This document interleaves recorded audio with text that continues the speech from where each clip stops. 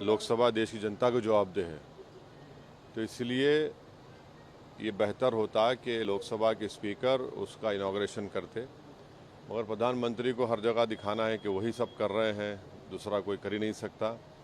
और 2014 से पहले तो भारत में कुछ हुआ ही नहीं, अभी हो रहा है। तो ये प्रधानमंत्री का एक तरीक़ा है जो सिर्फ अपने आप को इंडिविजुअल प्रमोशन के लिए और यही बताना कि बस वही कर सकते, दूसरा किसी ने किया नहीं, दूसरा कर पाएगा। तो ये ठीक नहीं हुआ जो भी हुआ।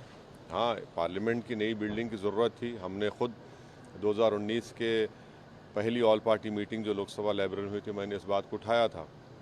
मगर इसका हर चीज़ में ये बता देना कि एक ही इंडिविजुअल है और दूसरा नहीं है, ये तो पार्लियामेंट की कलेक्टिव मिनिस्टर रिस्पॉन्सिबिलिटी के भी खिलाफ है। आरजेडी ने वो बिल्डिंग है उसकी तुलना ताबूत से की है। हाँ, कफिन से तुलना की आरजेडी ने पार्लियामेंट की नई बिल्डिंग की। अब उनका क्या है, उनके बारे में क्या बोले, उनका तो कोई स्टैंड ही नहीं है।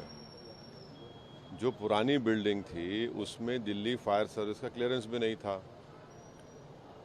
एक ज़माने में जब लेट मुलायम सिंह यादव अपने उस बिल्डिंग में अपने पार्टी के ऑफिस में बैठकर खाना खा रहे थे तो उसका एक हिस्सा गिर गया था उनके ऊपर, बड़ा कंट्रोवर्सी हुई थी। अब उसको ताबूत क्यों कह रहे हैं? वो किसी और मिसाल दे सकते थे ना, और मिसाल दो, उसमें भी आप ये एंगल लाते हैं।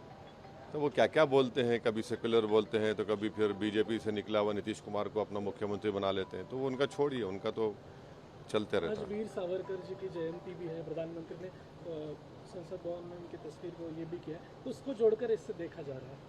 वो करेंगे ना। जहाँ तक हमारा मामला है, हम भारत में सबसे बड़ा अगर कोई नेता था और रहेगा वो बाबा साहब अम्बेडकर, और इस देश में सबसे पहला आतंकवादी कोई है तो नाथूराम गोडसे।